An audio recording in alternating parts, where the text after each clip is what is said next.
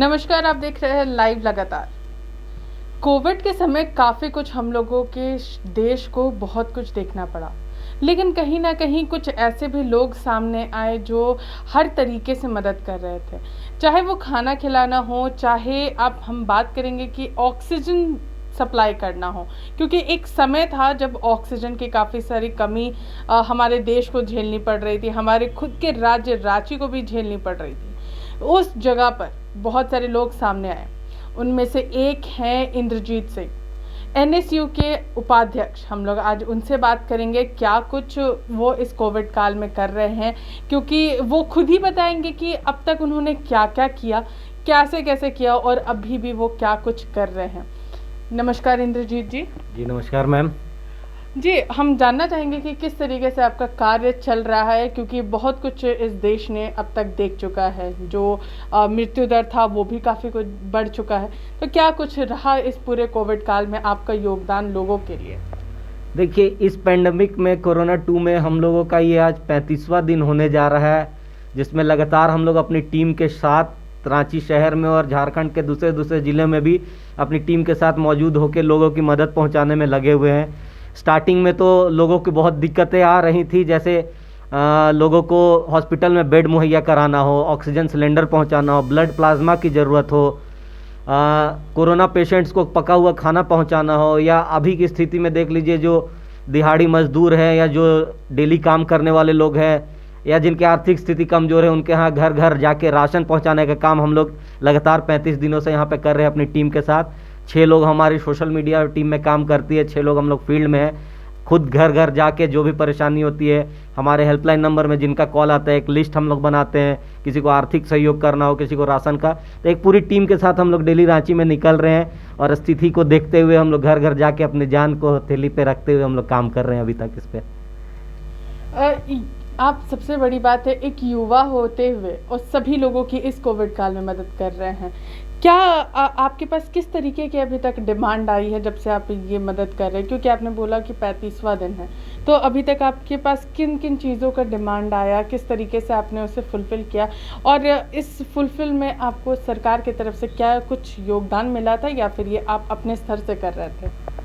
देखिए, ये 35 दिनों में बहुत कठिनाइयाँ भी आई, बहुत सारे लोगों की अनोखो परेशानियों के साथ उनको हम लोगों ने सॉल्व भी किया। जैसे स्टार्टिंग डेट में तो कोरोना 2 में जैसे बेड की बहुत दिक्कत हो रही थी शहर में, जैसे आप लोगों को भी पता है, तो हम लोगों ने एक अपनी टीम बना के हर हॉस्पिटल में एक अपना टीम बनाया, वहाँ पे डॉक्टर से कंसल्ट किया, सरकार से कुछ मदद लेना चाहे या हमारे स्वास्थ्य मंत्री जी के से हम लोग सहयोग लेना चाहे, उनसे भी सहयोग ले लेके लोगों को उस समय हम लोग बेड दिलाने का काम किए। आर्थिक रूप से लोग जो कमज़ोर थे पैसे से, उनको पैसे तक भी हम लोग पहुँचाए हॉस्पिटल में। ब्लड प्लाज्मा की बहुत दिक्कत आ रही थी बीच में, हम लोगों ने उसके लिए एक ब्लड डोनेशन कैंप भी लगाया था उसके लिए, और जिससे रिम्स और सदर में हम लोगों ने बहुत हद तक सुधार किया, ब्लड पहुंचाया, प्लाज्मा भी हम लोग कराए, एंटीबॉडी चेकअप भी कराए। तो कठिनाइयाँ लगातार आते जा रही है। अब कुछ जैसे कोरोना पेशेंट जो ठीक हो गए या कोरोना पेशेंट जो होम आइसोलेटेड है, उनको घर पे पूरे परिवार आइसोलेट हो गए हैं, तो उनको घर पे खाना पहुंचाने का भी जिम्मा हम लोगों ने उठाया। पीपी किट पहन के हम लोग उनके घर जाते थे, खाना पहुंचाते थे। अब जैसे जैसे स्थिति ठीक हो रही है धीरे धीरे, तो अब जैसे लॉकडाउन का इतने दिन हो गया, 35 दिन होने जा रहा है अभी लगभग कोरोना का। अभी सबको कष्ट आ रहा है राशन का, जो इतने दिन से काम कर रहे थे, लगातार कर रहे थे, आर्थिक स्थिति कमज़ोर हो गई है। जो रिक्शा वाले हैं, जो चालक लोग हैं, या दूसरे या नाई समाज को हम लोगों ने मदद किया, किन्नर समाज को हम लोगों ने मदद किया। हमारे पास जिनका जिनका आग्रह आया हम लोगों ने किया।